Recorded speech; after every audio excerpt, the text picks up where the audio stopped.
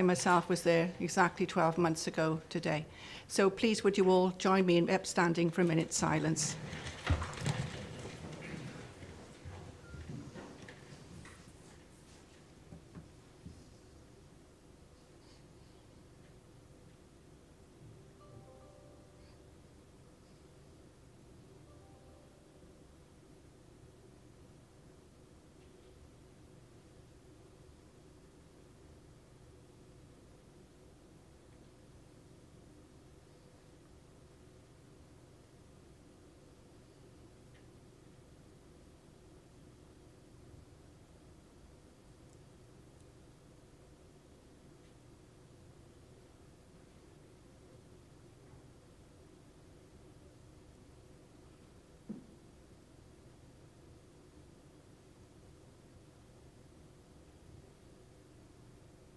Thank you very much, everyone.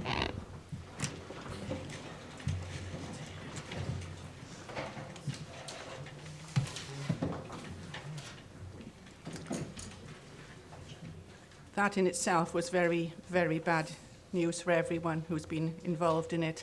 But also we do have some good news. And Wales won on Saturday. Well done. That was wonderful. Apologies for absence first, please. Yes, Chair. Apologies from Councillors Blaperer and Dovey. Thank you very much, Richard. Declarations of interest next, please. Right, thank you, Councillor Evans. Right, we'll now go on to make sure that we're all well aware that we are live streaming also. We have no minutes to read at this special meeting, so that will come for the next planning meeting. So we'll have introductions first. I myself am Ruth Edwards, Chair of the Planning Committee. Peter Clark, the Vice Chairman. Matt Phillips, Head of Law and Monitoring Officer. Mark Hand, Head of Planning, Housing and Place Shaping. Andrew Jones, Development Management Area Manager. Richard Williams, Democratic Services. Craig O'Connor, Development Management Area Manager. Mark Davis, representing Highways. Louise Corbett from Housing.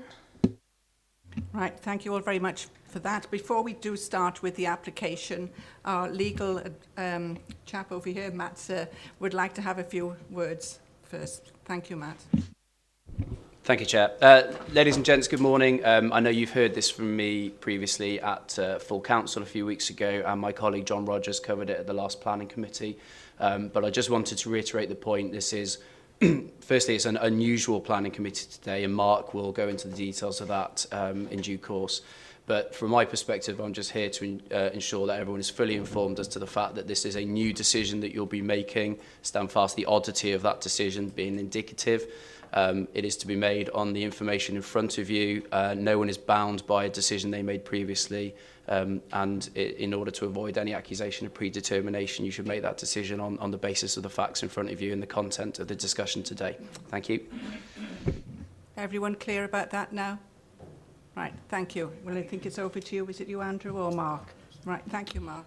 Yeah, thank you, Chair. Just going to quickly provide the context to members why the application's back before you. Then Andrew will take you through the application details following this morning's site visit. So as members will be aware, this came to committee in November and was reported to you then with a recommendation for approval. It then became apparent that some of the data in the report that went to council in September was incorrect surrounding affordable housing shortfall in delivery and housing delivery in total. So that was corrected with a new council decision on the 21st of February. But that incorrect data was also replicated in the planning committee report that went before you in November. So it's brought back before you to consider it in the light of the corrected data. Since that time, Planning Policy Wales Edition 10 has been published, so that's now a material consideration. So that is covered in the planning committee agenda, and Andrew will take you through that. Although, as Matt clarified, what we're asking you to do today is consider the application afresh.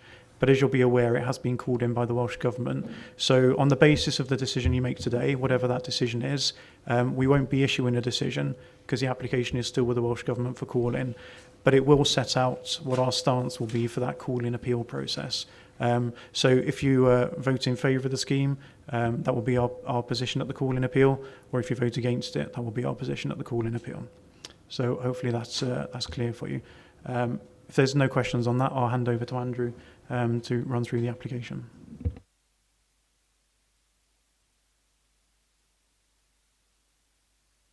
Sorry, Councillor Feakin? Thank you, Chair. Just on that one point very quickly there, Mark. If the application were to be refused today, is it still being called in, or therefore does it mean that it removes that whole loop of work? Yeah, thanks, Chair. As it stands, the application's called in. It's not with us to make a decision. The Welsh Government could theoretically decide to hand back power to determine it, having been told that's committee's decision, if it were minded to refuse. But that is up to them. I think the reality of what would happen is we then have an appeal against refusal. So we'll end up going through an appeal scenario anyway. So it would be for the Welsh Government to decide, but ultimately end up before an inspector either way. So they may just let the process run. As far as we're concerned, based on what we know for today, that call-in process carries on unless the Welsh Government tells us otherwise. Okay, thank you. Okay, thank you, Chair. So just to go through the application details, this is an outline planning application that seeks detailed approval for access only, with all other matters reserved for future consideration. Permission is sought for up to 111 dwellings. So the site is located on the edge of the village of Raglan, along Monmouth Road and Station Road. Members will have been to site, but we will just run through the site photographs for clarity. So this is a view to the southwest, looking down Station Road. As you can see then, the access to Raglan Primary School. The next image is a view looking in the opposite direction, back down along Station Road. There's a view here from the proposed emergency access, which I think members would have visited on the initial site visit back in November. And the next view is a view looking straight through the site to the east from the same point. There's a view then to the south. So this here is a view of the junction of Monmouth Road where it meets Station Road. This is a view looking along Monmouth Road, and this is looking away from the village. This is a view taken from the community cemetery, looking back towards, you can just see there, Raglan School. That's another view looking along Monmouth Road, and you can sort of see halfway along where the distance where the proposed access would be, but we'll come on to the positioning of that later. Again, this is a view from Monmouth Road, looking back towards the village. You can see the access there to the community cemetery. Again, this is a view looking south towards the bottom of the site. So the application site, which is edged in red on the screen now, is approximately 7.7 hectares, and as I say, lies outside the development boundary for the rural secondary settlement of Raglan, and accordingly was advertised as a departure to the adopted local development plan. So as I say, you can see there the extent of the application site. Accordingly, the application was advertised as a major application, as well as departure, as well as affecting a public right-of-way, and also the setting of the Raglan Conservation Area. The site is located entirely outside of the Raglan Conservation Area, which runs to the north of the site along the Monmouth Road, which sort of serves as the boundary. The site also contains a number of protected trees and a public right-of-way which runs along the eastern boundary of the site. So as I noted previously, the access to be considered as part of this application would be provided via a new priority junction onto Monmouth Road. So you can see there, perhaps Mark, if you want to point that out. So that would be the new priority junction with an emergency access then onto Station Road. So the proposal would provide approximately 3.72 hectares of on-site open space, which is approximately 48% of the overall site. And this would include an area of wild play opposite Raglan School, a community orchard to the east of the site, green infrastructure corridors around the site, and these would be outside of private ownership and allow for a 4 metre maintenance buffer.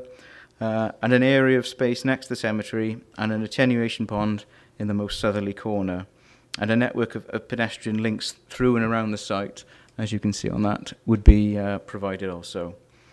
In addition, the scheme would also deliver the extension of the existing footway on Station Road, providing access to the recreation area and playing fields to the southeast along Station Road. There would be some improvements to Monmouth Road, including the resiting of the bus stop and associated works. So in terms of the consideration application, there are a large number of material considerations to be weighed up. Firstly, looking at the principle, as noted, the site is not an allocated site within the adopted LDP and sits outside of the development boundary for Raglan. However, it is noted that the site does immediately adjoin the boundary for Raglan as defined in the adopted LDP. The development boundary extends along the entire northern site boundary and beyond, along Monmouth Road, and part of the western boundary on Station Road. In considering the report on the 21st of February, Council resolved that when considering planning applications for residential development on an allocated site, it would continue to give appropriate weight to its lack of 5-year housing land supply, insofar as those development proposals are otherwise acceptable in planning terms and that the 11 ground rules are met. The ground rules themselves are set out in the updated report, which members will have seen. Rather than reading through each ground rule, instead I'll just read through how each ground rule is considered to be met. So firstly, the southern extent of the site is located within flood zone B, as shown on the Welsh Government maps. The remainder of the site is located within flood zone A. So no part of the site is within flood zone C1 or 2, and therefore is considered to be at little or no risk of fluvial flooding, and therefore that ground rule is met. Secondly, the site is not designated as a green wedge in the adopted LDP. Thirdly, the site is not allocated as an employment site in the adopted LDP. In addition, the development would provide 35% affordable housing, which is policy compliant and not subject to viability testing. This would see the site provide 39 units, which is a significant and welcome addition to Raglan and the central local housing area. Fifthly, the site is acceptable in planning terms for new housing development and is in a sustainable location adjoining the edge of the village and is within short walking distance of the village's shops, medical facilities, schools and other community facilities. The consideration of how the scheme is considered to meet the sustainable transport hierarchy in PPW10 I will discuss later. The scale of the proposed development of up to 111 dwellings in the context of the rural secondary settlement of Raglan, which is 549 homes, is considered on balance to be of an acceptable scale of additional residential development in the context of the LDP spatial strategy, both in its own right and cumulatively with other approved residential development. Members will be aware that outline planning permission has been approved for the allocated site in Raglan on Chepstow Road for 45 dwellings. With regards to the 7th ground rule, Raglan is a rural secondary settlement, and as set out in the adopted LDP, it meets this ground rule. Although the housing shortfall and demand is primarily in the southern local housing market area, there are insufficient known options to meet the identified housing shortfall. It is acknowledged that Raglan is not a main town and therefore lower in that hierarchy. However, its relative proximity and accessibility to the south of the county, together with its amenities, mean development of the scale proposed is considered to be acceptable. With regards to ground rule 8, the size and mix of the proposed dwellings and their effect on tackling our demographic challenges and their suitability for the location would be considered at the reserve matters stage. Ninthly, a condition would be imposed to require submission of reserve matters within 1 year, with commencement within 1 year of approval of the reserve matters. The reason is to ensure prompt delivery to meet the housing shortfall, which is justification for departing from the adopted LDP. With regards to ground rule 10, the application is accompanied by a unilateral undertaking. The applicant has agreed to the heads of terms, and I'll run through those at the conclusion of the presentation.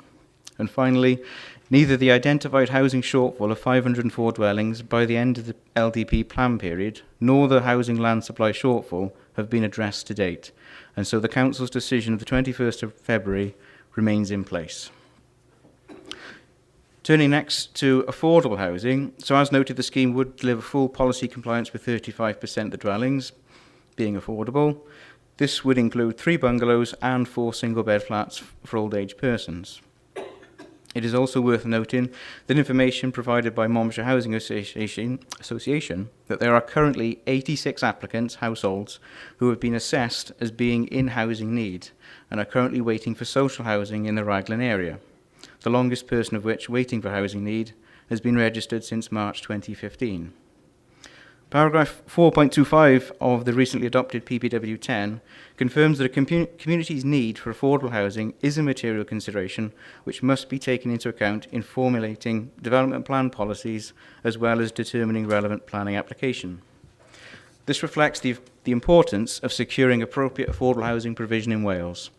In September 2016, the Welsh Government announced the programme Taking Wales Forward 2016 to 2021, which includes a commitment to work in partnership to deliver an extra 20,000 affordable homes by 2021. With regards to agricultural land, the application has had a predicted agricultural land quality survey undertaken, and this has shown that most of the site is likely to be of subgrade 3A, with around 1/3 in subgrade 3B and grade 4. Therefore, whilst the site may include land of subgrade 3A quality, the predictive agricultural land classification map shows the site to be amongst some of the lower quality land in the surrounds of Raglan. Subgrade 3 is the lowest of the BMV grades, with grades 1 and 2 representing excellent and very good quality agricultural land respectively. The predictive maps show a swathe of grade 2 to the northwest and southwest of Raglan, and a substantial area of grade 1 to the west. As such, officers consider that the overriding need for development in the area overcomes the need to protect agricultural land, which is in part grade 3A, and as such meets the objectives set out in PPW. With regards to education, it's forecast that up to 111 dwellings would generate 24 primary pupil places. Raglan Primary School has limited capacity with 204 children on roll and a capacity of 210. It's worth noting that the Chepstow Road development, which members, as they will recall, was projected to also generate 10 primary age pupil places. A sum of £17,257 per pupil is to be secured through unilateral undertaking to assist with this. With regards to health provision, the Aneurin Bevan Health Board are consulted on all major residential planning applications and therefore have been in this case with regards to local capacity of the local Castlegate GP surgery.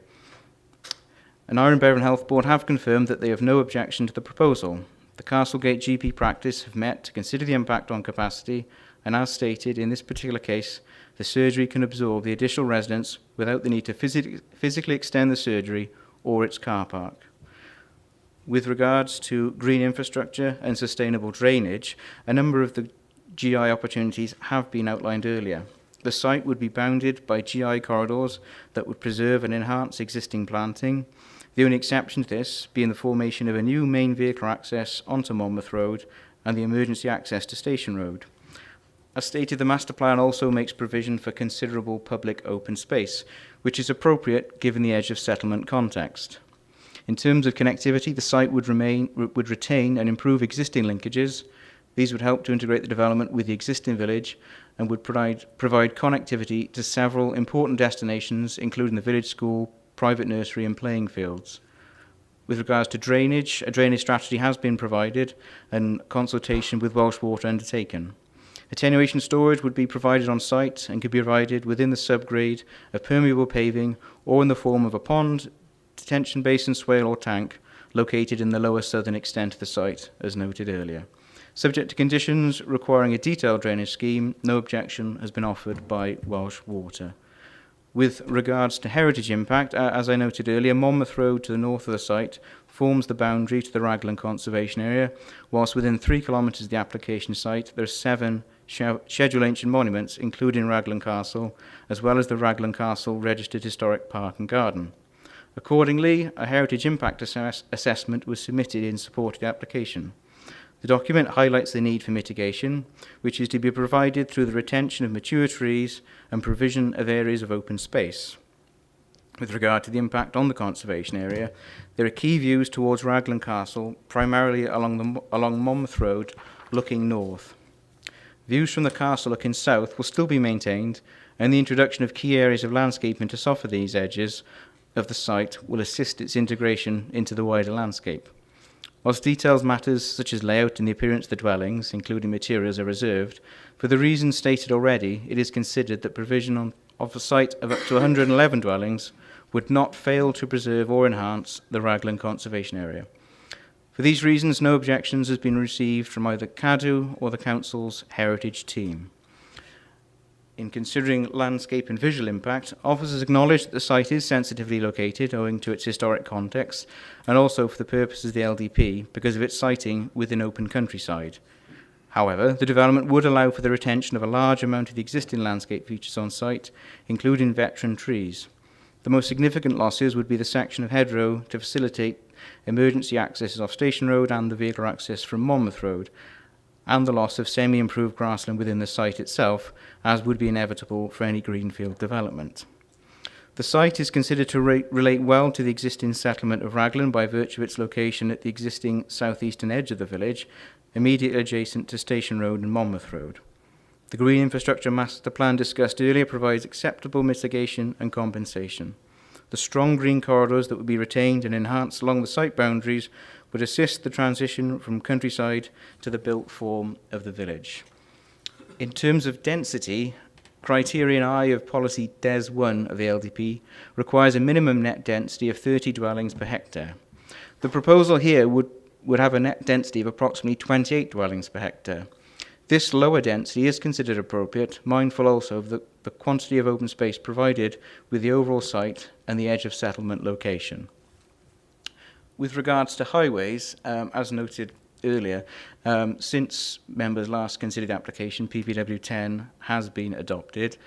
Paragraph 4.111 of PPW confirms that it is Welsh Government policy to require the use of a sustainable transport hierarchy in relation to new development. The hierarchy should seek to minimise the need to travel and should prioritise walking and cycling first, followed by public transport, and then ultra-low emission vehicles ahead of other private motor vehicles. Paragraph 4.130 of PPW confirms that new development should aim to create walkable neighbourhoods where a range of facilities are within walking distance of most residents and that the streets are safe, comfortable and enjoyable to walk and cycle. PPW does recognise that different approaches to sustainable transport will be required in different parts of Wales, particularly in rural areas. It is therefore recognised that the new development will need to reflect local circumstances. So firstly, in terms of the hierarchy, looking at walking and cycling, this is the first consideration in the transport hierarchy, and so it should show how the location and design of new development should encourage walking and cycling to shops and services in the village centre. Raglan offers a wide variety of services and facilities, almost all within 800 metres of the application site. Of particular note are the primary school within 225 metres, the doctor's surgery within 495 metres, and a convenience store within 560 metres. Raglan recreational grounds are approximately 500 metres away. In addition, a financial contribution of £60,000 would be secured to extend the existing footway along Station Road, which would help provide safer routes to these facilities. A public right-of-way running along the existing boundary of the site would be retained, and this route would also be absorbed into a green buffer.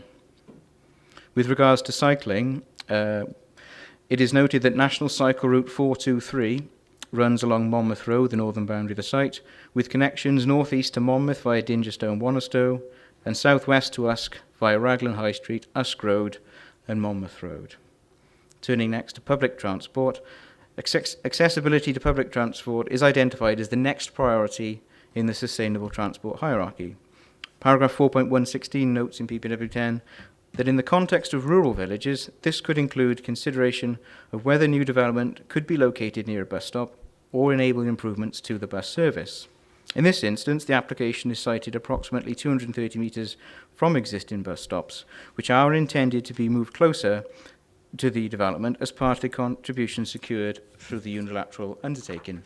This would bring the bus stop within 100 metres of the proposed development. Existing bus services already provide connections from Raglan to Newport, Monmouth and Abergavenny, via the number 1683 services. This includes the ability for onward travel to wider employment opportunities in these locations via the public transport network. The proposed development would provide a financial contribution of £60,000 towards improved bus services, benefiting both existing residents and new residents. It would also help support the existing service through the financial contribution and increasing patronage to help sustain services. Turning next then to private motor vehicles and ultra-low emission vehicles, or ULEVs, it's worth noting that during the application process and when members considered the application on the 6th of November last year, that PPW had not been published. Accordingly, references to ULEVs in the hierarchy has only been introduced as part of PPW since and did not form part of national planning policy previously. For the reasons just detailed, the proposed development is considered to meet the requirements of PPW 10 and provide good active travel connections to services and facilities, therefore reducing the need to travel by car for local journeys and reducing the reliance on the private motor vehicle. However, members are advised that in their statement of case to Welsh Government, as part of the calling procedure, the applicant has proposed to accept a planning condition requiring the installation of electric vehicle charging points, and this would help to ensure that the use of ULEVs is actively encouraged within the development. In addition, improvements would also be made to local broadband services to facilitate working from home. With regard to turning then to more motor vehicle and general highway and vehicle safety considerations, a transport assessment was submitted with the application and consultation undertaken with both the Council's own highways engineers as well as Welsh Government Transport. With regard to the A40 trunk road, the transport assessment recommends that both priority junctions with the A40 are operating significantly within their capacity with minor queuing and delays. The findings have been considered by Welsh Government, who have confirmed that they have had the associated traffic generation reviewed in terms of potential impacts on the A40 and its junctions. The conclusion is that there are no adverse safety or performance impacts arising from this as the Highway Authority for the A40 trunk road. The Welsh Government have not raised an objection. The main access to the site would be, as stated, via a simple T-junction with Monmouth Road. This would be with an existing 30 mph speed area, and visibility standards proposed are within those set out in Manual for Streets. A second access to the site would be provided off Station Road, but this would be an emergency access only.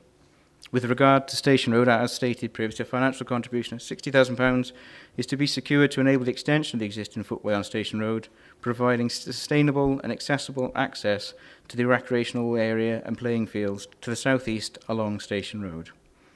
In respect of traffic through High Street, it is anticipated an additional 15 and 17 vehicles on High Street in the AM and PM peaks, respectively.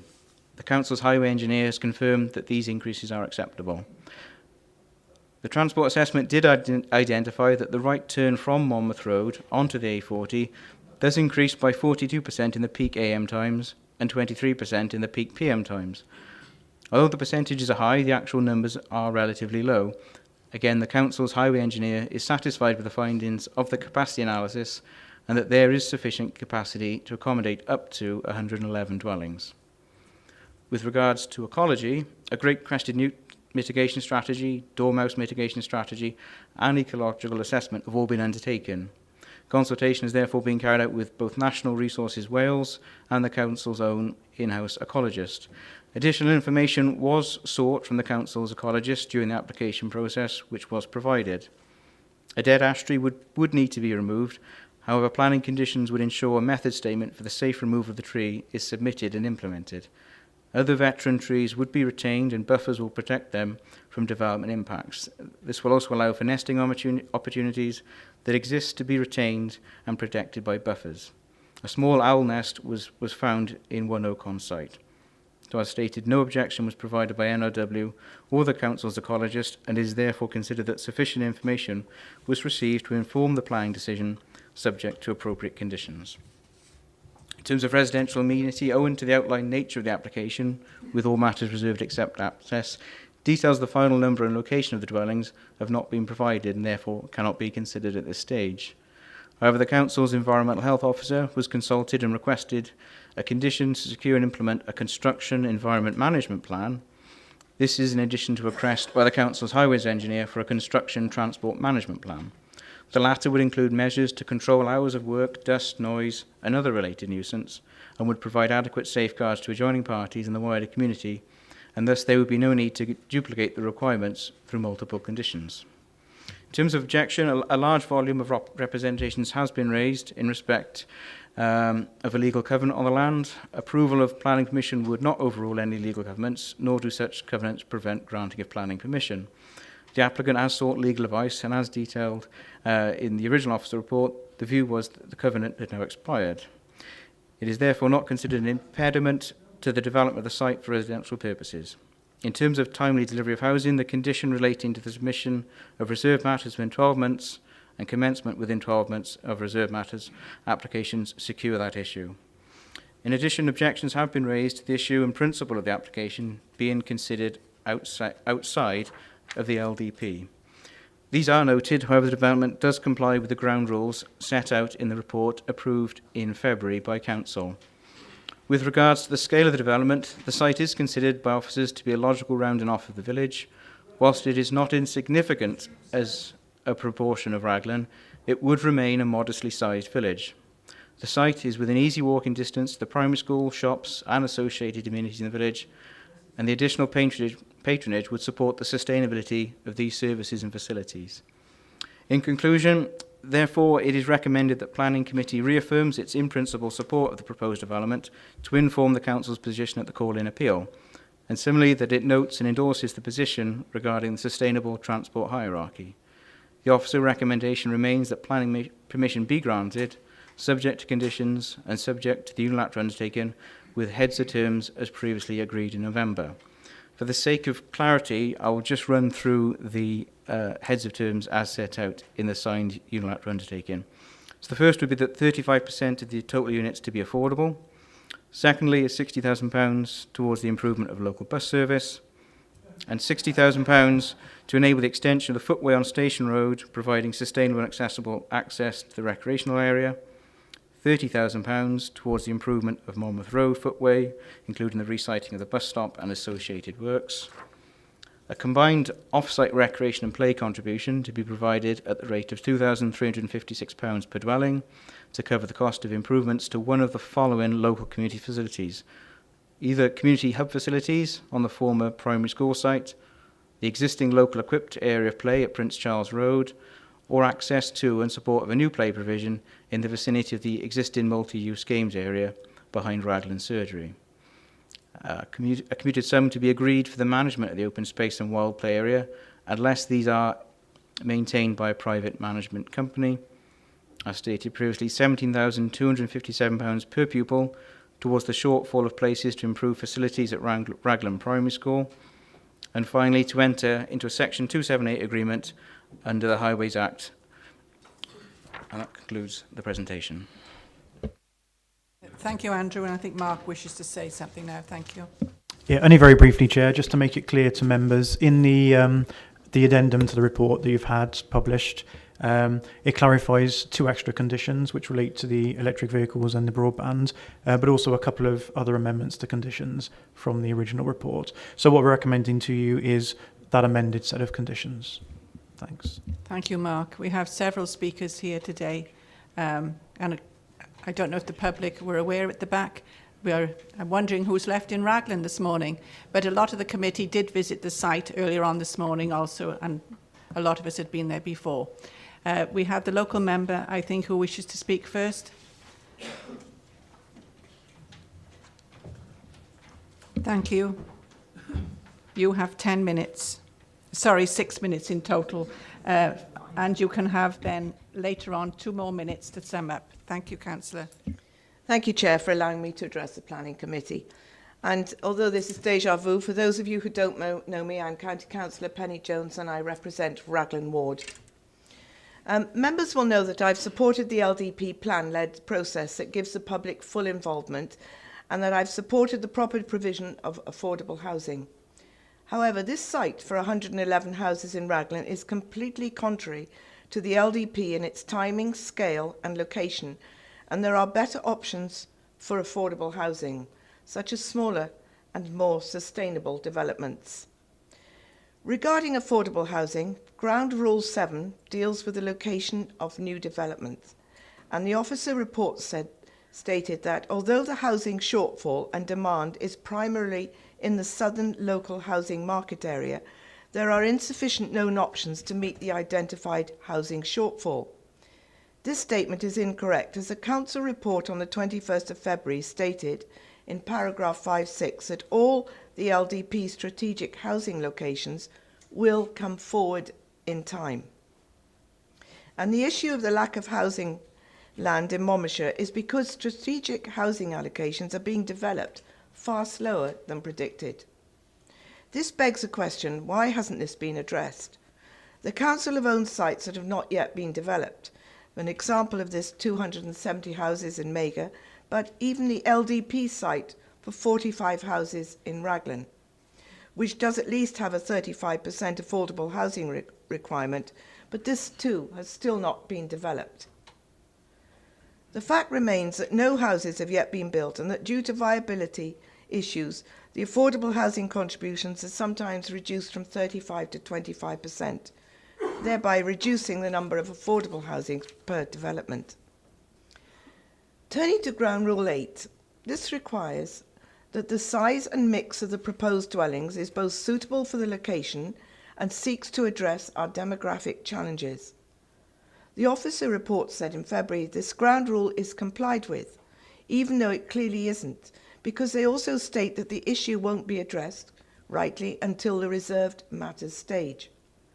More importantly, the Council report on the 21st of February also stated, in paragraph 9.4, that the housing would not be reserved for any particular age group, and there is no legitimate or appropriate way to enforce such a control. Ground Rule 8 cannot reasonably be said to be complied with at this stage, which will be a concern to local residents. Looking at Ground Rule 5, this requires the development to be acceptable in other planning terms, including the sustainable transport hierarchy, about which we have just heard. The officer report referred to more bus timetables to try and show this is complied with. But as it was reported in the November planning meeting, the site will be reliant on car commuting. This is obvious because, for example, lots of jobs will be outside the city, Newport City, be in Cardiff, Bristol, and other areas, especially now that the bridge has opened up. And this will remain vastly less, and buses therefore will remain vastly less attractive and reliant than door-to-door car commuting.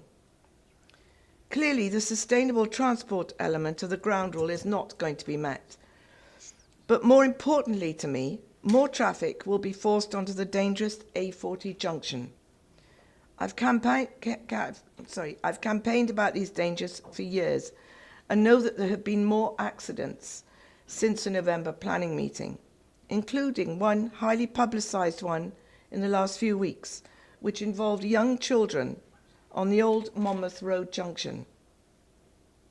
This has got to be addressed, and it's got to be acknowledged, something that I don't think was this morning. The High Street would also be put under considerable pressure, as would the whole local infrastructure. In conclusion, I believe this site is utterly wrong for Raglan.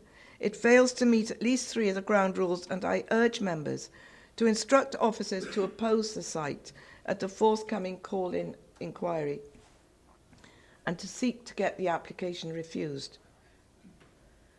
I will now be followed by the Raglan Community Council. Thank you, Chair.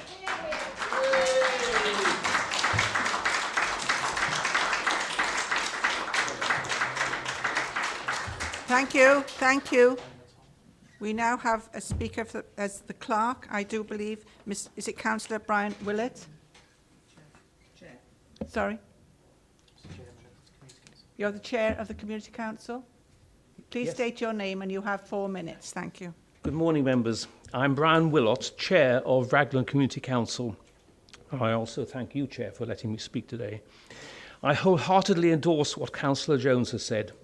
The Raglan public have noted that the County Council has been slow in bringing its own land forward for development and for affordable housing in particular. and believe it should still do a lot more to speed up development of the sites allocated already in the LDP, which was adopted in February 2014. There would then be no need to allocate such an unacceptable site outside the present LDP settlement boundary in Raglan, and the next LDP could then comprehensively look at more allocations in the context of the reducing population forecasts. Following sight of the revised officer report, the Community Council has also been looking at the ground rules, in particular Ground Rule 6, which deals with the scale of residential development.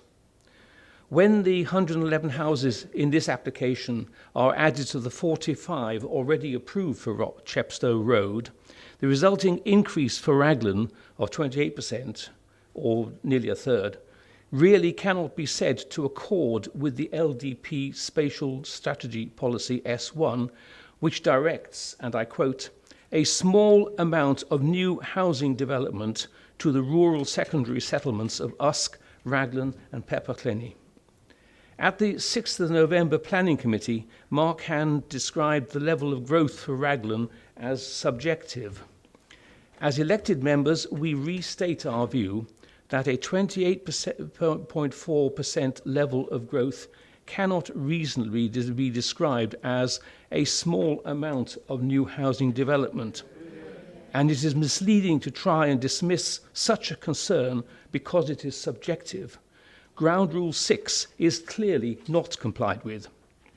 The consequences of such rapid growth would be damaging to village infrastructure. Taking the school as one example, we were told at the November meeting that new pupils living opposite the school would eventually have priority access to the school. So if it couldn't be expanded, then other pupils would have to go elsewhere. If those other pupils are from the Raglan community hinterland, then their forced transport to other schools will mean more unsustainable journeys and damage to the social cohesion of our community. This is an important issue for the village and its surrounding rural areas, and Ground Rule 5 states that if infrastructure such as the school cannot be satisfactorily improved, permission should normally be refused. We ask that this rule be adhered to. Let me say in conclusion that the Community Council is not NIMBY. We accept the need for more homes, especially affordable homes, but not on the scale of this development.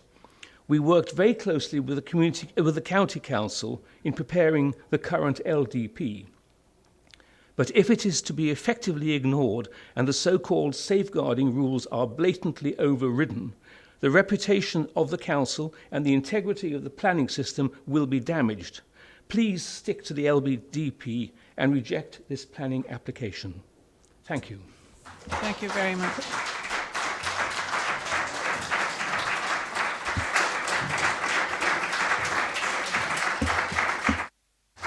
Thank you. Thank you very much. We now have another speaker. Please state your name, and you also have 4 minutes. Thank you.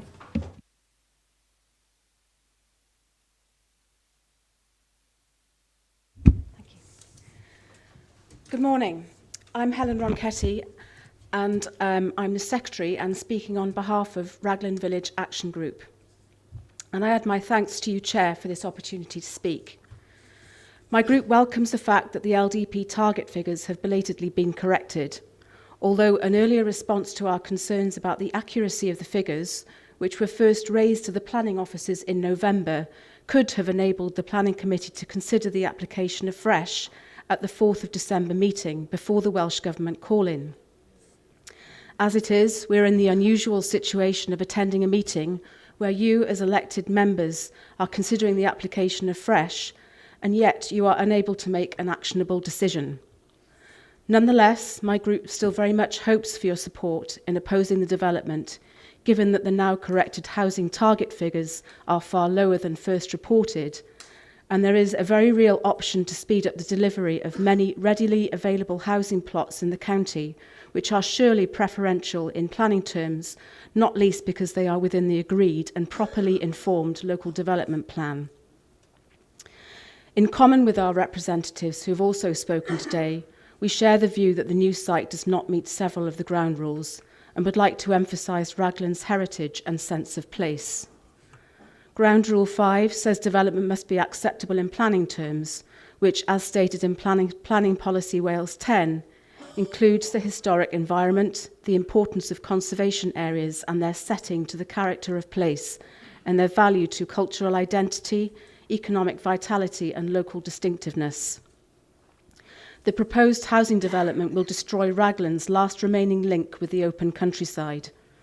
Raglan is bounded to the north by the A40 dual carriageway, to the west by the Usk Road bypass, and to the south by the inaccessible Nant y Wilcai Brook. Only in the southeast of the village does the open countryside adjoin the historic conservation area. And it is in this area where we have our recreation sports area, our school and nursery, and our most used fitness footpath. I am a nurse in the NHS and a local resident, and I cannot overemphasise how important this open countryside is to the village's sense of place and its physical health and well-being. Raglan's Healthy Footsteps walk is very much loved and enjoyed by residents of all ages, including myself and my family at weekends and in the light summer evenings. It provides access to the countryside, has open views into the historic village and glimpses of the castle. This area was part of the castle estate and borders the irreplaceable Raglan Castle Lower Deer Park. To put 111 houses, many three-storey, into this priceless landscape will destroy the last and most important area of countryside available to the village's population.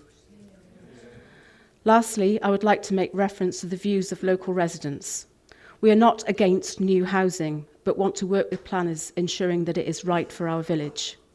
MCC have received over 150 objection letters and a petition that 520 local residents signed to express their opposition to this sizable development.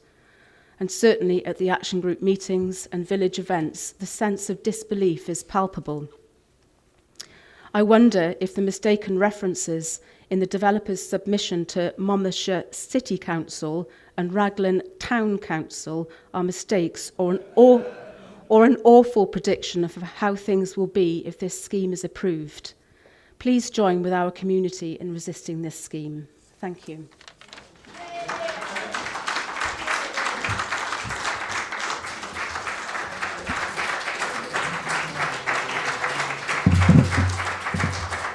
Thank you. Thank you very much. Thank you. We now have another speaker who is the agent for the development. You also will have 4 minutes. Thank you. Please state your name first of all. Chair, members, thank you for allowing me to speak this afternoon, or this morning, sorry. I'm Gareth Barton, the planning agent for this application. I spoke to you in November last year when you supported the proposed new homes at Raglan. The application is back before members today following a dispute relating to the council's approach to unallocated sites. An important question is whether this issue has a material impact on the decision to be made by members afresh today. My submission to you members is that the issues raised do not change anything. There remains a significant housing shortfall. There remains a clear need for affordable housing in Monmouthshire and specifically Raglan. The council agreed to reaffirm the ground rules against which applications such as this should be considered in February 2019. And the committee report before you today concludes that the scheme accords with the ground rules and is acceptable in all other planning terms. It would be difficult for anybody to argue that Monmouthshire is not faced with serious affordability issues and that many struggle to access the housing market. This is something members have acknowledged and are actively trying to rectify. The decision made by members in September and reaffirmed at Council in February was pragmatic, positive and forward-thinking. This approach was endorsed by the Planning Committee in approving the Church Road Caldecott application when taking back to the last Planning Committee. It's commendable that members are actively addressing the significant challenge faced by many trying to access the housing market rather than allow the situation to become worse. If new housing is delayed until the completion of the LDP review, there is unlikely to be additional affordable housing provision in settlements such as Raglan until at least 2023. This means that those in need would be unnecessarily penalised for at least another 4 years. The current housing register shows that a significant number of people continue to wait for a home in the Raglan area, a large number with local connections, the longest waiting person with housing need having been so since March 2015. The scale of the problem in Raglan is illustrated by the St Cadoc's development completed in February 2018, a total of 988 bids were received for the new homes, a scheme of only 10 properties. When I addressed the committee in November last year, I referred to the case of a couple who have been in need since May 2016. The Housing Association has confirmed that the family's situation remains unchanged. The couple have a young child and are in medium housing need. They currently live with the lady's parents in Raglan. The parents occupy one bedroom, her brother occupies the second, and the couple and their child occupy the third. Without schemes like the one being considered today, the waiting list is unlikely to be reduced and families will remain unable to access housing. Monmouthshire also faces the challenge of rising market housing costs. Officers have noted that the price of an average property in Monmouthshire is still over 9 times the average earnings. Raglan itself has seen significant increases to house prices. By way of example, using data from house price website Zoopla, two houses purchased in 2012 on Castle Road, Raglan, which is in close proximity to the site, are now estimated to have increased in value by some 27% and 31% respectively. Whilst to the benefit of existing homeowners, constrained local supply and increased housing prices has made it more challenging for people to access the housing market. The development of the scheme has been a collaborative process between the applicants, officers and other stakeholders. The focus has been on creating a high-quality design-led scheme, guided by the characteristics of the site and its surroundings.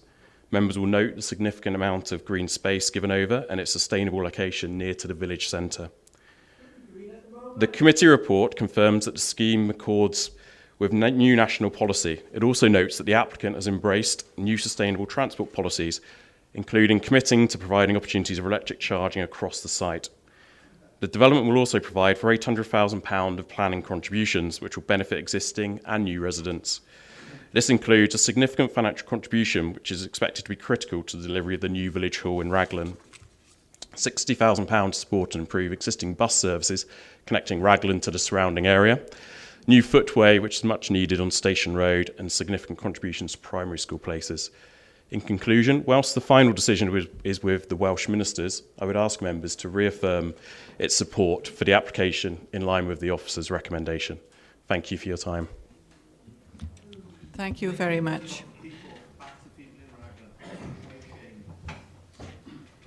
Thank you. I do hope that you will all sit and be quiet and please listen accordingly. We don't want a lot of calling out, otherwise people don't make an informed decision. The first hand to go up now was, I think, Councillor Alan Davis. Thank you. Thank you, Chair. It was that point that I wanted to talk about, actually. I mean, I've sat here quietly listening to all the comments that have been made, and there's been barracking from behind me all throughout this meeting. Right? Now, everybody deserves their own opinion. I understand feelings are running high here, but either people be quiet and listen to what's being said, or, in my opinion, you should ask them to leave the room. Because I want to listen to every word they say. I don't want them barracking from behind me. I'm quite capable of making a decision on my own, thank you. So I would suggest that you get a bit of discipline into this meeting, Chair, and stop people shouting out. Thank you. Thank you very much, Councillor Davis, and I'm sure you all hear what I just previously said. We will treat this as accordingly as what we have in front of us today. Councillor Matt Feakin. Thank you, Chair, and thank you everyone that's spoken so far. I think the committee well knows my position on affordable housing. I'll stand up and I'll advocate any or most developments to come forward that provide us much needed affordable housing units. We're desperately short in this county. And at this point I'll make a declaration of interest that I've got 2 children who live in the county. I've got friends who live in the county, their children live in the county, I've got godchildren who live in the county, and very, very few of those are ever likely to own a house in this county. Very, very few of them. Most of them are being driven out into the towns and into the cities. Boys who have been brought up and girls who have been brought up on farms are having to leave those rural locations in light of the shortage of housing that we have in this county. £328,448 is the average price of housing as written in the report for this area. I don't know any of my friends that can afford housing at £328,000. Not one of them. Not 2 of them working full-time could ever afford a house at £328,000. We desperately need affordable housing units in this county. We've got a duty to provide as a committee, as a council. We have a duty to provide housing for our residents and for our residents' family. We talk about the family unit. Who's going to be looking after the elder generation? Who's going to be doing the babysitting? Who's going to be going backwards and forwards, delivering meals, picking up meals, taking people to hospital, when there are no younger people left in our county? The younger people are finding it absolutely impossible to get onto the housing market.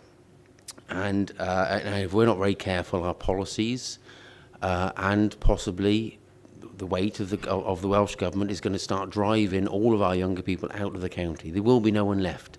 We talk that we don't want to become a dormitory town, and yet we've got a house-in price averaging £328,000. I think most people looking at a plan of Raglan, whether it comes now or whether it comes into the future, will see that that piece of land will at some point come forward for planning, for housing.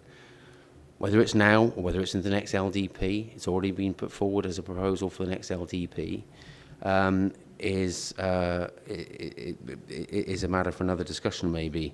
But nevertheless, I think anyone looking at that parcel of land can see very clearly that it will come forward for planning at some point.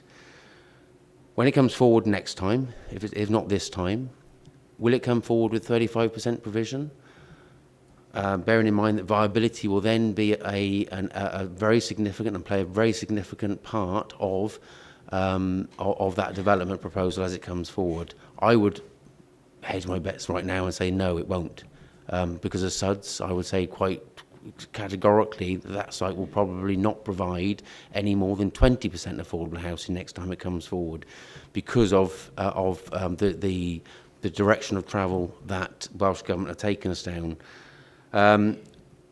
So if not now, when? It's probably going to come forward, we know that. Next time it comes forward, if not this time, it's probably not going to come forward with 35%. I've always been taught, never look a gift horse in the mouth. But don't look a gift horse in the mouth if it's a Trojan horse. Possibly this plan, this development is going to sway other developments to come forward, who believe that that they can sway the planning committee into accepting larger developments in areas that aren't in the LDP. And so when we looked at this policy of about allowing houses to come forward inside the LDP, or outside the LDP rather, we very aptly put in a word there, appropriate. And I think no one in the room will argue against any, or perhaps some of the issues that I've just raised. But I think most people can see that this is possibly to do with scale. If this development was to come forward on a much smaller scale, it might find favour with the local community. If it were to come forward on a much smaller scale, we would have less affordable housing units coming forward. But as the local county councillor pointed out, Councillor Jones, we have a site there of our own of 45 units, which we haven't developed yet. That will provide affordable housing units. We need affordable housing units. Let's not get away from that. But then again, we also need to consider this in the context of the LDP.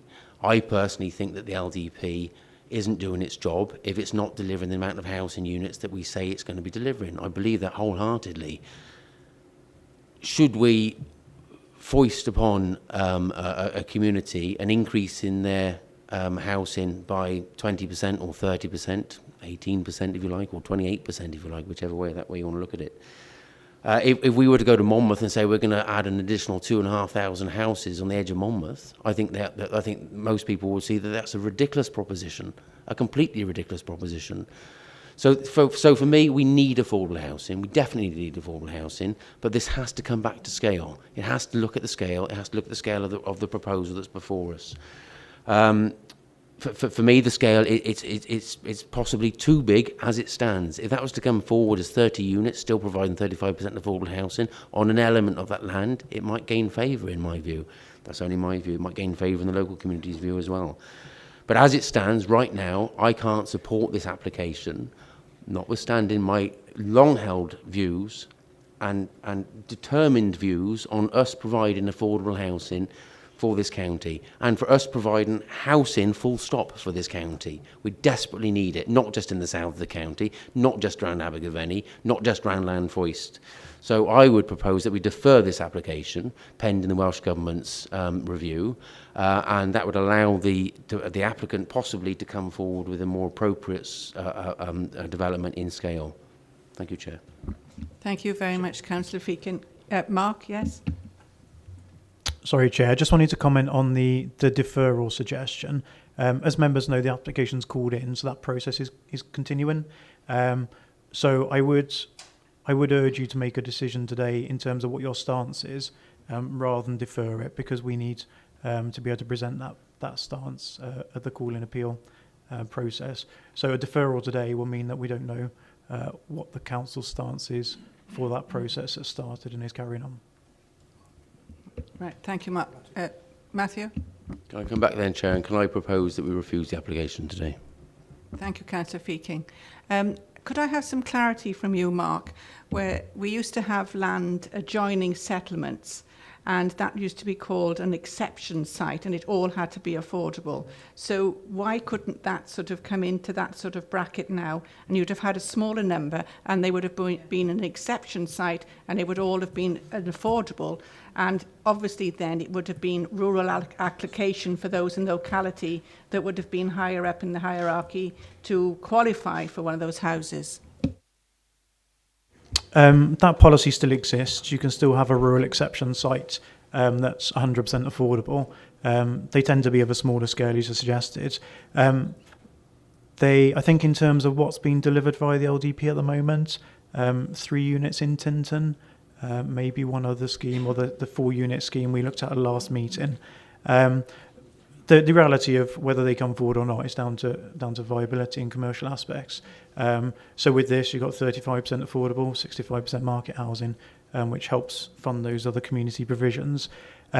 We wouldn't get Section 106 contributions from a 100% affordable scheme, so that is one thing to bear in mind.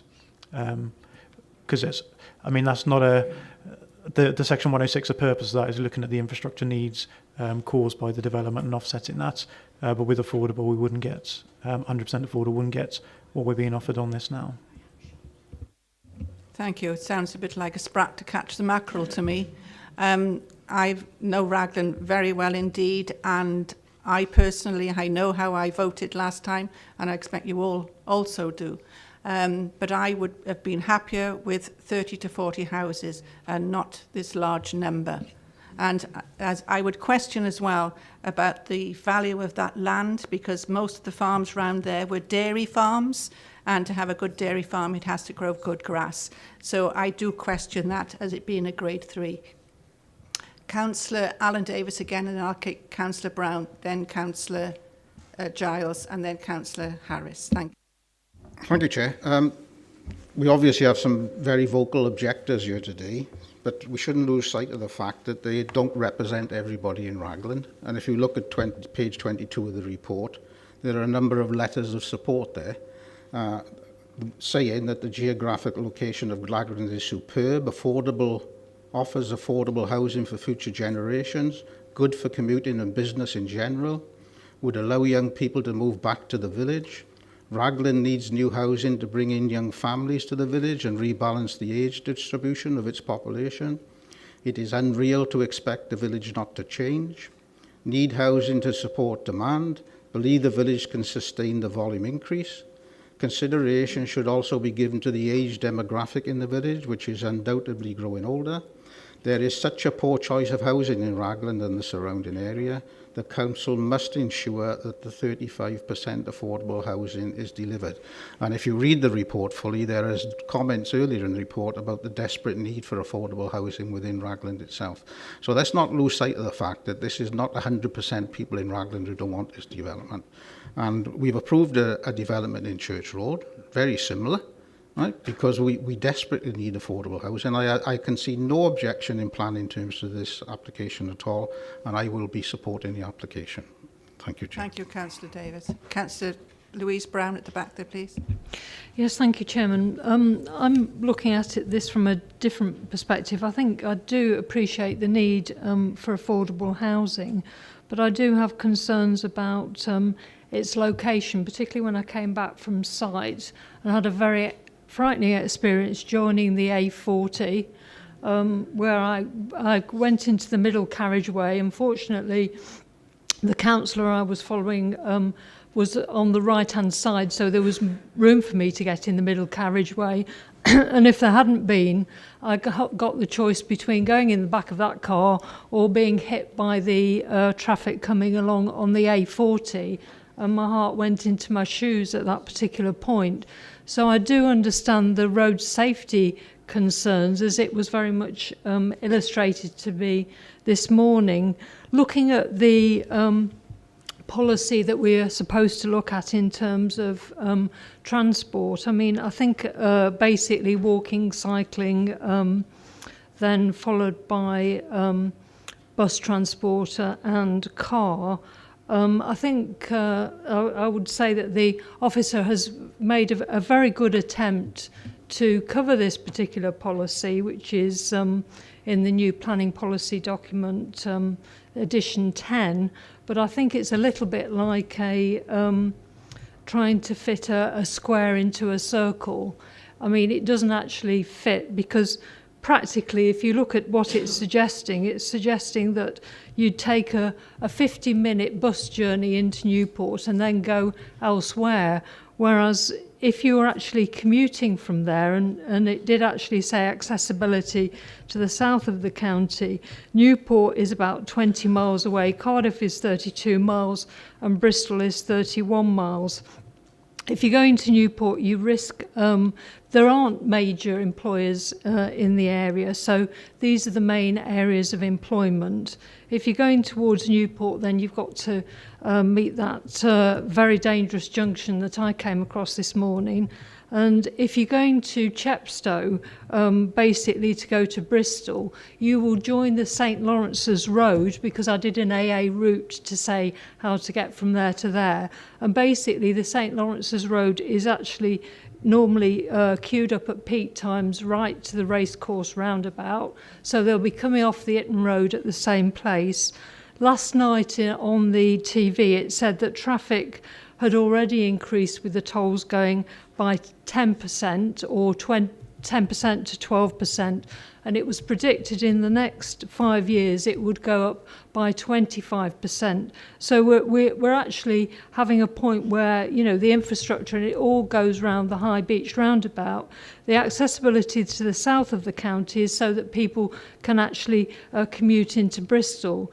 And I understand the point being made about young people and affordable housing, but I don't know whether I need to declare an interest, but my sons have left the area, not because of housing, but because of the fact they couldn't find any local employment. In fact, my youngest son came back home for 6 months looking for work in Monmouthshire, couldn't find any, so had to leave. So it's not about the actual affordable housing. It's also about the fact that we haven't got jobs, and we are actually a commuting county, and if we don't recognise that, then we jolly well ought to. So from that perspective, I will be saying that we haven't met the infrastructure requirement. The other thing is if we do actually approve this application, I'm concerned about the wording in relation to the electric motor vehicles, because although I support the idea of electric motor vehicles because it cuts down on air pollution, in fact it says it's going to be the supporting infrastructure or electric charging points. Well, basically I've seen these, they're just to plug outside the house. So if the developer is going to offer these, then they surely should just offer them as being included and not supporting infrastructure. I don't know what that means, a few extra wires in the house or something, or you pay extra if you want to have that facility. So that doesn't really combat air quality issues. Looking at the report itself, it's come back because of the corrected data figures for the 21st of February, and it went back to council because it should have been 504 houses rather than the 960 we said before. When it came to council, and if anybody wants to watch the 21st of February tape on the council meeting between 28 minutes and 30 minutes, I asked the question to clarify whether the 504 houses excluded the Caldecott and the Raglan development, and I was told yes, it does exclude it. And yet if you look at this report, it's actually still talking about 504. So although we've come back supposedly with correct figures, unfortunately they're still not quite right.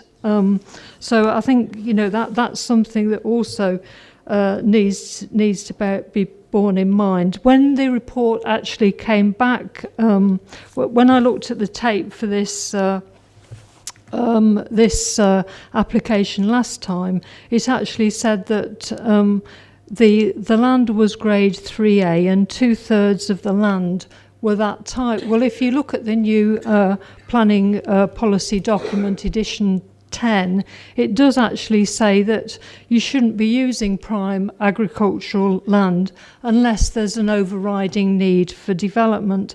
I don't think we actually match these ground rules and infrastructure rules that we've actually put down in this report. And so although I do very much support the need for affordable housing in our county, I think for infrastructure and other reasons, I don't think that this application should be supported. Also, coming from a village areas that I support, this is actually outside the development boundary and would add a significant amount in one go to a village community, and therefore would change the character and nature of the community. So there's a substantial number of reasons. I mean, I'm sure there's a number of policy reasons which I'll defer to Councillor Howard to talk about, but I will be supporting the refusal of this application. Thank you.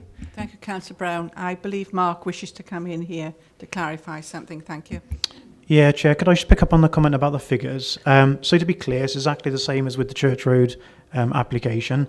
You've got two figures in the report, or two different types of figures: 3.9-year housing land supply, and the 504 projected housing shortfall against the LDP 4,500 target, with 38 of those being affordable homes against the 960 target. All of those figures are based on the April 2018 Joint Local Housing Availability Study, and they project forward what's happening in the next 5 years. The 504 figure looks at just a period up to the end of, the end of 2021, which is when the LDP expires, because those figures of financial year actually goes up to the end of March 2022, so very slightly overcounts, but that's noted in the report. So the 504, same as last time, that doesn't include Church Road, doesn't include this site if it were to go through, but you need to bear in mind as well the 504 is what would be done by the end of December 2021. So we wouldn't have all 130 from Church Road and all 111 from this site if it were to be approved by then. It does factor in all of the other LDP allocations and all of the other known planning permissions that were in that JLAS report. But we deliberately haven't tried to pick it apart mid-year and recalculate. That will start again in April 19. But does that clarify what those figures are? Thanks, Chair. Councillor Brown, quickly, please. Yeah, thank you. I did actually understand that, but if you look at page 4, it does, under point 11, it just says the 504, it quotes, and then it says this statement takes into account planning committee's decision on the 5th of March 2019. Well, on my maths, it should have actually reduced the 504 figures. And in fact, I do understand about the plan reason, because the plan reason is basically going from 2011 to 2021, and there was a 4,500 shortfall, and that's the figures that we're going on, and that's where that 504 actually comes from. Thank you. Thank you, Councillor Brown. I don't know whether perhaps I should have declared an interest, as there has already, as the Raglan residents will know, there has been 10 affordable homes already constructed and they're occupied in St Cadoc's. They were all affordable homes. And I believe Raglan still comes under the rural allocation for affordable homes. So you have to have a strong connection with Raglan to qualify for one of those affordable homes. And I expect you all know my daughter is living in one of those with strong connections to Raglan herself and her husband. But we already have 10 occupied in Raglan. But I believe Raglan still comes under the rural allocation qualification for affordable homes as it is a village. Chair, the point I'd make is that, yeah, we have 10 delivered at St Cadoc's, but as you heard, there were some 900 plus bids for those 10 units. So the data in the report shows what the need is and what the need in Raglan specifically is. Which I think in bands 1 to 4 was 86 people with a Raglan connection. So the 35% from this site and from the allocated LDP sites still don't fully meet that need. But that's the arguments, one side and the other, for members to consider. Right, because there obviously were people that weren't qualifying actually for it, but would have been trying to get a house there without the Raglan connection. That's what I'm trying to get at. Yeah, to clarify, I'm not saying that all 900 odd people who bid previously were eligible, but that was the scope of the demands. Thank you. We'll move on now. I think Councillor Howard next, please. Thank you, Madam Chair. I'm not going to repeat what I said at the previous committee meeting, and anyone who wishes to hear the debate can have a look at the video recording, although my view still is that this is the wrong development in the wrong place. LDP policy S2 identified that Raglan would take 45 houses over the planned period, and we consider that to be reasonable for a settlement in this location and of that size. So compared with the LDP allocation and the size of Raglan, the scale of this development proposed is disproportionate and will be more appropriate for a larger town. And I can't help finding myself wondering whatever happened to the LDP vision. The LDP stated that by 2021, Monmouthshire will be a place where people have better access to local services, facilities, employment opportunities, and enjoy more sustainable lifestyles, which include less reliance on the private motor car and minimise impact on the global environment. It's therefore a shame and a travesty that this vision has been reduced to a recommendation to support yet another large housing estate on the fringe of a settlement, and one that bears such little relation to the existing built environment in Raglan, and that's not placemaking.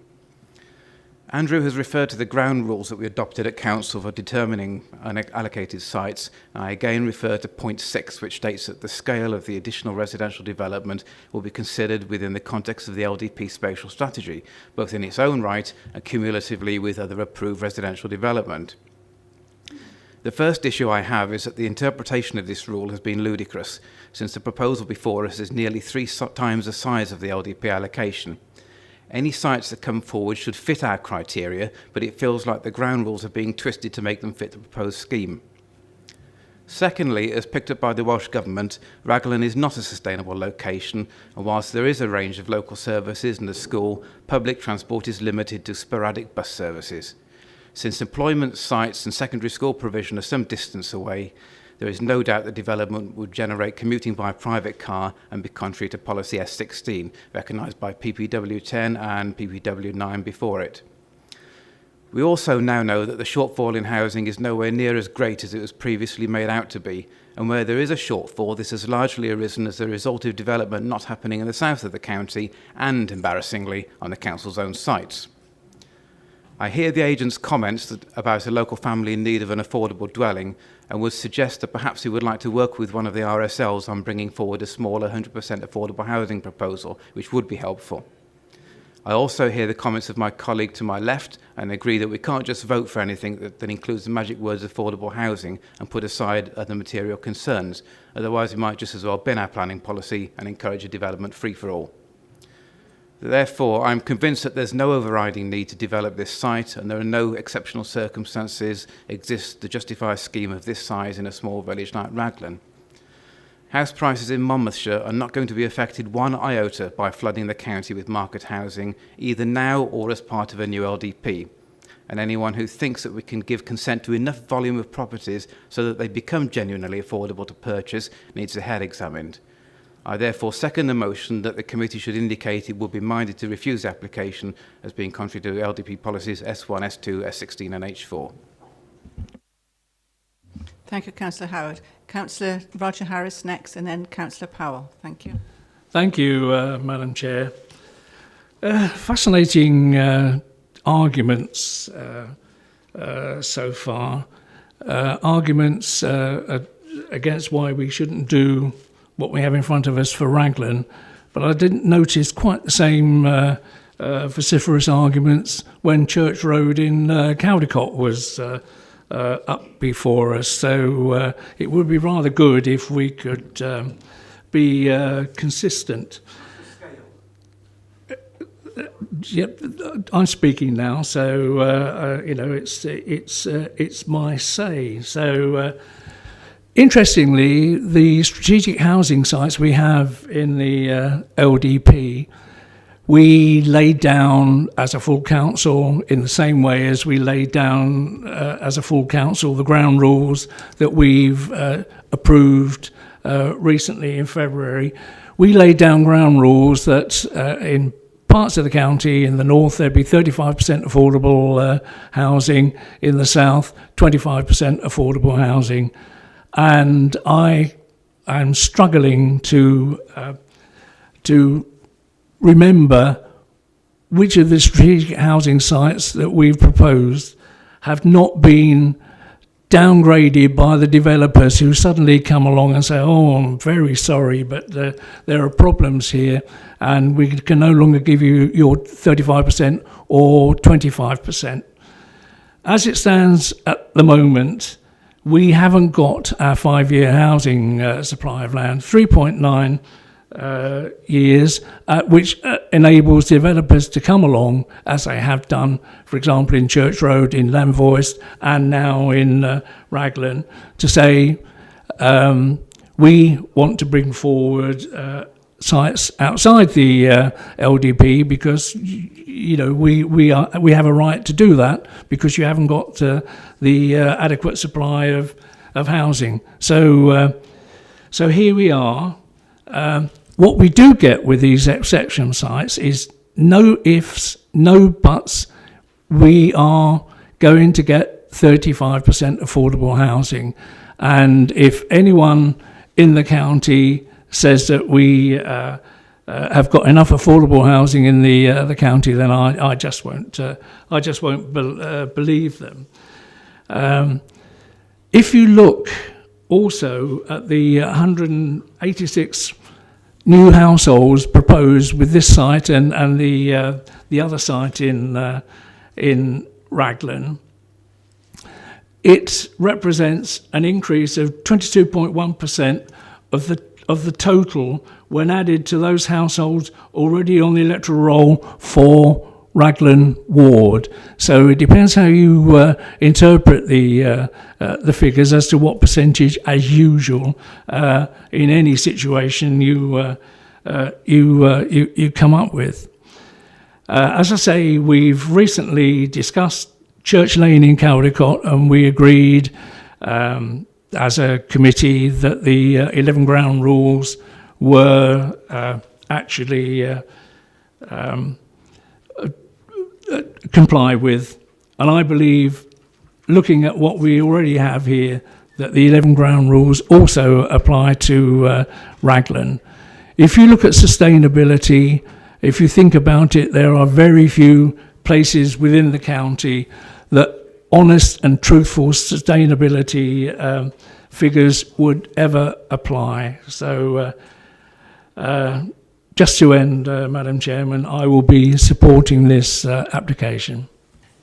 Thank you, Councillor Harris. Councillor Maureen Powell. Thank you, Chairman. I am very sympathetic because I'm a country person as well, and everybody used to like to have their views, they like to have a bit of country around them, but unfortunately we can't all have that. And it's not just that we need affordable houses for the young people, obviously we do, but there are a lot of elderly people who need housing, and they need these bungalows and things which will go in at a lower price. It's quite strange, really, but when new places are built, people say, oh, there's going to come dozens and dozens of children wanting to go to school.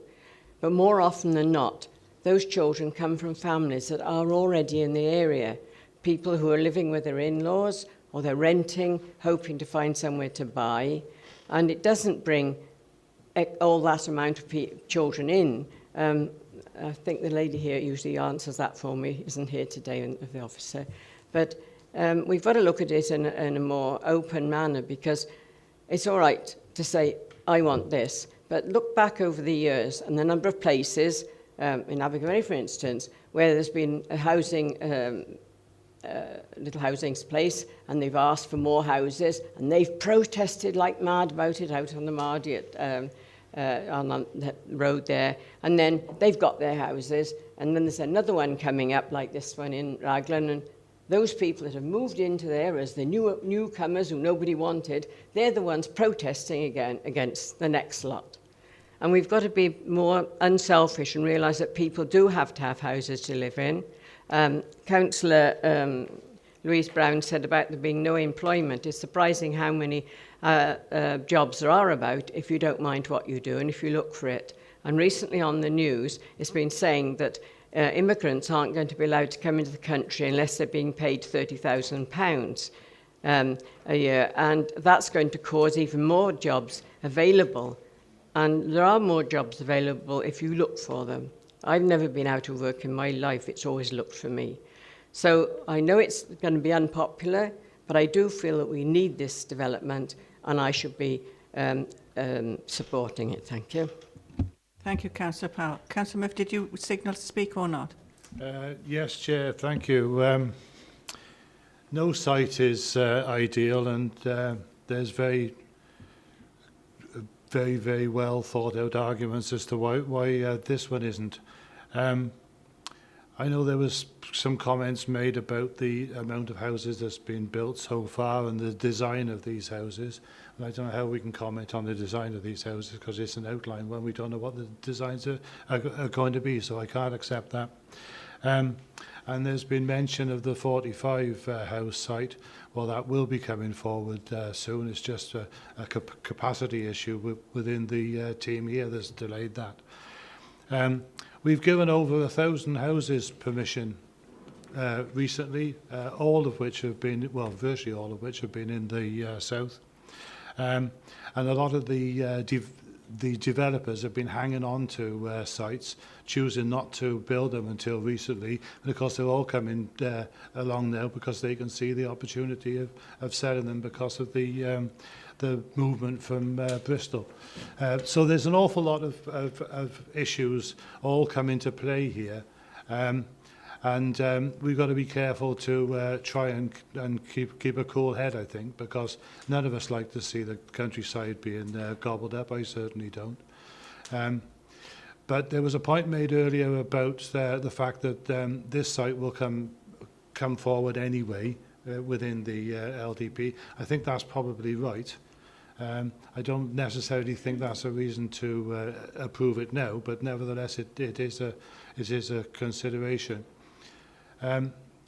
I'm persuaded more by the demand for housing in this area and the fact that it is very close to the facilities within the town. I can think of a lot of sites that have come forward in the LDP that certainly wouldn't come within that category. So I've been really throwing this about. I know what I did. I voted last time, and I've really thought long and hard about whether I should change my view. I haven't changed my view. I will be supporting it, but not with any great enthusiasm. Thank you, Councillor Murphy. Councillor Anne Webb and then Councillor Feakin. Thank you very much. Thank you very much. Very, very interesting debate this morning. And particularly I want to thank Andrew and the officers for all the work that they've put into this report. Thank you very much. Just a couple of points to make. You did mention the exception sites, but very often these sites aren't viable. I'm sorry to say this, but they're not. We've looked at this very often, but they're not viable in most occasions. And once again, I want to harp on about that we as members of this committee, we made the policies, we agreed the policies, and I think that if we disagree with these policies, that we should have a meeting to look at them again. Thank you very much. Thank you, Councillor Webb. Councillor Matt Feakin, and then afterwards, if there's nobody else to speak, I shall ask the local councillor to sum up for 2 minutes. Thank you, Councillor Feakin.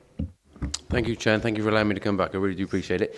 And not wishing to put ourselves in the same ilk as the Palace of Westminster, we do seem to have a for and against position with us today. I wanted to investigate very quickly. I'm not going to reinvigorate any of those arguments, but just wanted to very quickly go back to Mark and ask what the position would be if we were to defer it today, because my thinking would be that if it focusing very, very quickly back on the arguments, it's to do with scale, mostly, I would say. If there was the position that we could defer it and allow the applicant to come back with a revised scale, it might find favour in a future committee. If that was a position that we could take today, that could possibly move everyone forward on the same page and possibly bring together a lot of the arguments and bring together a lot of a solution for us all to get behind. So is that a possible proposition, Mark? Thank you, Councillor Feakin. Mark? Chair, my advice to you would be no, it's not. The call-in process is going. We had initially planned to bring this to the normal April Planning Committee and asked the Welsh Government and the Planning Inspectorate to be mindful of that timetable when setting the call-in timetable. But they did come back saying, unfortunately, they couldn't. The deadline is before the 2nd of April, hence us calling this extra one. So that process is ongoing. We need to tell the Welsh Government what our stance is as a council on the proposal. And I think even if you were minded to defer it, I think the scale of what you're suggesting as a change, we'd have to go through a whole consultation process. So maybe some people who are objecting now who wouldn't be anymore, etc. So, I mean, that's a whole new process that wouldn't be done within time that the Welsh Government would allow us. So my advice would be to determine it as it stands. Thank you, Mark. Councillor Howard, I think you wish to speak. Yeah, just very briefly, thank you, Madam Chair. I must respond to Roger's comments. He didn't like me shouting over the top of him, although I don't think he was listening to what I had to say. But there's a massive difference between the location here and the Church Road development at Caldicot. Caldicot's a town of about 11,000 people. It's got frequent bus services along a busy bus corridor. It's got a railway station. It's got proximity to employment sites. It's got leisure provision. It's got a wide range of services. And to ignore that and to try and compare that with here completely misses the issue of sustainability that the Welsh Government picked up on in the call-in. So I'm sorry he can't see that, but I'm not changing my view. Yeah, Chair, could I just clarify one point? I think I heard, if I heard him correctly, Councillor Howard said that the Welsh Government had deemed the site or Raglan as not being sustainable. My understanding is that isn't the case. They've called it in because we hadn't addressed PPW 10 and sustainable transport hierarchy policy, but they haven't ruled on whether they think Raglan is a sustainable place or not. That's part of members' consideration this morning or this afternoon. Thank you, Mark. Quickly, Councillor Harris. It's just to say, Madam Chair, that the ground rules for Church Road and the ground rules for Raglan are the ground rules, and if they comply, they comply. Thank you, Councillor Harris. Local Councillor Penny Jones, do you wish to sum up now? I think we've debated it long enough now. Thank you, Chair. I'd just like to say that I would like to agree with the previous speaker, Councillor Howard, about the fact that you cannot compare this with a Church Road. This is a historical and rural village. The word rural has to be emphasised. The arguments at present seem to me from members that it's urban versus rural, and the same rules can't apply, especially not for an area of historical value like Raglan. As for local housing, I don't know how many locals you think are going to live in this site. It really has been advertised almost as a wonderful attraction for people to come from over the bridge to buy these houses. This is not just for local. I'm not talking about the affordable 39. I'm talking about the rest of them. So I don't know where that idea has come from. I note with interest that in the agent's report, he was concerned with one family. And yes, I too am concerned with that young family and any others who can't get onto the property ladder. But I do not think building 111 houses in one development in a rural and historical village is the answer, a sledge hammer to crack a nut, in fact. Councillor Feakin spoke very eloquently about families requiring affordable housing, and yes, I agree with that. We're all in the same position. I too should declare an interest in that I have a child who required housing locally and could only do it with help. But Raglan should not be the fall guy for all of Monmouthshire's problems, and that is what it's turning out to be. We have a 45-house development and others in the pipeline, and which will help with local problems, and we are all for smaller and sustainable developments. It may add up to the same amount in the end, but this is just a beginning. This is one site. So add on all the other sites. They're not all going to be refused. Worryingly, in light of recent submissions, which I know are not legal, and they're only a first stage and they can be, got rid of. However, they have been submitted, and this development could perhaps be seen in the light of these submissions as just a beginning, not an end. Thank you, Chair. Thank you, Councillor. Councillor Webb? Very quickly, I think a point to note is that we're only 11 of us on this committee today. There should be 16 members here, and I am concerned that other members aren't present this morning. We're now 15, Councillor Webb, and there's still a vacancy. I believe it was moved first by, was it Councillor Davis? No, who moved it first for refusal? It was moved first for refusal. Councillor Feakin, you moved for refusal. No, we're not doing the deferral. Yeah. You've proposed refusal. Do you have a seconder for refusal? Councillor Howard, second. Could I have a show of hands for refusal, please?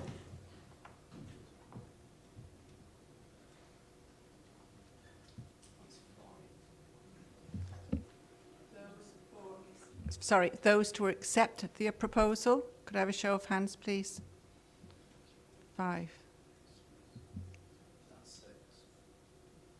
6. We now have a decision. Down to you, Matt. Yeah, there are 11 planning committee members here present. 6 have voted to approve, therefore that is the majority vote. Thank you very much for your attendance today. Thank you very much indeed at the back as well. Thank you. What's happened to